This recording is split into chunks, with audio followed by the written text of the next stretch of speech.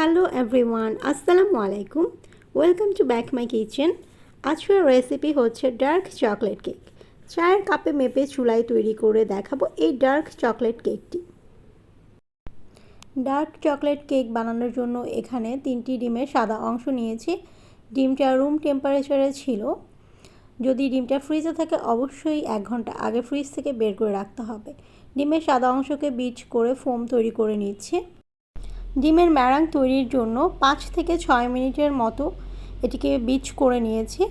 Bit করে নেওয়ার পর ডিমের ফোমটা তৈরি হয়ে গেছে। কাছ থেকে দেখাচ্ছি কেমন হয়েছে ডিমের ফোমটি। এর ভেতর 1 কাপ চিনি দিয়ে দিচ্ছি। এটিকে আবার বিট করে নিব চিনিটাকে ডিমের ফোমের সাথে মিশানোর জন্য। যতক্ষণ পর্যন্ত চিনিটা না মিশে ততক্ষণ পর্যন্ত বিট করব। 2 থেকে 3 মিনিট বিট করার পর চিনিটা মিশে গেছে। স্প্যাচুলার সাহায্যে চারপাশ থেকে একটু মিশিয়ে নিচ্ছি যাতে চারপাশে চিনি লেগে না থাকে। 3টি ডিমের কুসুম এই ফোমের ভেতর দিয়ে দিচ্ছি। তারপর আবার বিটারের সাহায্যে ডিমের কুসুমটাকে মিশিয়ে নিচ্ছি। ডিমের কুসুম মিশিয়ে নেওয়ার পর এখানে আধা কাপ সয়াবিন তেল দিয়ে দিচ্ছি। সয়াবিন তেল দেওয়ার পর খুব বেশি মিক্স করব না, ঘড়ি ধরে 20 সেকেন্ড বিট করব। বিট করা হয়ে গেলে এখানে 3 থেকে 4 ফোঁটা চকলেট এসেন্স দিয়ে দিচ্ছি। তারপর এটাকে আর একটু 20 সেকেন্ডের জন্য বিট করে নিচ্ছি। ব্যাটারটা এখন রেডি হয়ে গেছে। একটা চালনির সাহায্যে এখন সব শুকনো উপকরণগুলো মেপে নিব। প্রথমেই 1.5 কাপ ময়দা নিয়েছি। ময়দাটা এখানে ঢেলে দিচ্ছি।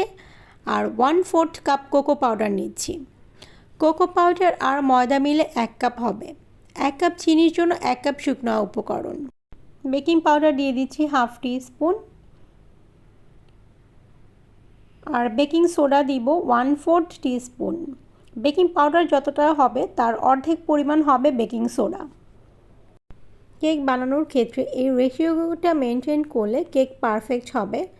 শুকনো উপকরণগুলোকে ভালোভাবে চেলে নিচ্ছি। এখানে কিছুই ফেলে দিব না, কারণ এখানে বেকিং পাউডার, বেকিং সোডা এসব উপকরণই তো আছে।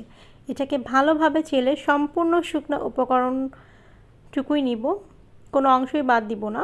সম্পূর্ণ অংশটুকুই ভালোভাবে চেলে নিয়ে নিচ্ছি। এখানে সম্পূর্ণটাই এখানে চেলে নিয়ে নিয়েছি। আগে থেকে করে রাখা ব্যাটারের ভেতর শুকনো উপকরণগুলো ঢেলে দিচ্ছি। তারপর এটাকে আলতোভাবে মিশিয়ে নিব। ডান পাশ থেকে বাম দিকে মিশিয়ে নিচ্ছি। যে কোনো একদিক থেকে এটাকে মিশাবো। এটাকে ধীরে ধীরে আলতোভাবে মিশাতে হবে। ভিডিওতে স্কিপ হয়ে গেছে, আমি এর ভেতর 4 থেকে 5 ফোঁটা সাদা সিরকা বা ভিনেগার মিশিয়ে নিয়েছি। ব্যাটারটা রেডি হয়ে গেছে। কেকের মোল্ডের ভেতর চারপাশে কাগজ কেটে নিয়েছি। এর ভেতর অয়েল ব্রাশ করে দিচ্ছি। ভালোভাবে অয়েল ব্রাশ করে নেওয়ার পর কেকের ব্যাটারটা এখানে ঢেলে দিচ্ছি। সম্পূর্ণ ব্যাটারটি এখানে ঢেলে দিচ্ছি।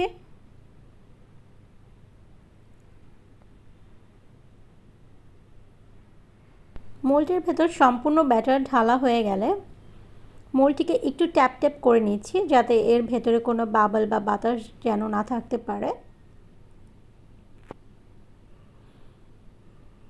চুলায় একটি প্যান বসিয়ে 10 মিনিটের জন্য হাই হিটে এটিকে প্রিহিট করে নিয়েছি। এর ভেতর একটি স্ট্যান্ড বসিয়ে দিচ্ছি। ব্যাটার সহ কেকের মোল্ডটি এখানে বসিয়ে দিচ্ছি। এটিকে ঢেকে 25 থেকে 30 মিনিটের জন্য বেক করে নিব। আর ঢাকনার ছিদ্রটা অবশ্যই এভাবে টিস্যু পেপার দিয়ে বন্ধ করে দিতে হবে। ঠিক 25 মিনিট পর কেক বেক হয়ে গেছে। তারপরও আমি একটু চেক করে নিচ্ছি একটা নাইফের সাহায্যে। নাইফটা ক্লিয়ার বের হয়েছে, তার মানে কেকটা ভালোভাবে বেক হয়ে গেছে। কেকটিকে খুব কেয়ারফুলি উঠিয়ে নিচ্ছি। ডার্ক চকলেট কেকটি একটু ঠান্ডা হওয়ার পর আমি কাগজটা খুলে নিচ্ছি। একটু দেখিয়ে দিচ্ছি নিচের পাশটা কেমন হয়েছে কেকের। কেকটা সফট হয়েছে এবং স্পঞ্জি হয়েছে। একটু কেটে দেখিয়ে দিচ্ছি কেকটা কেমন হয়েছে।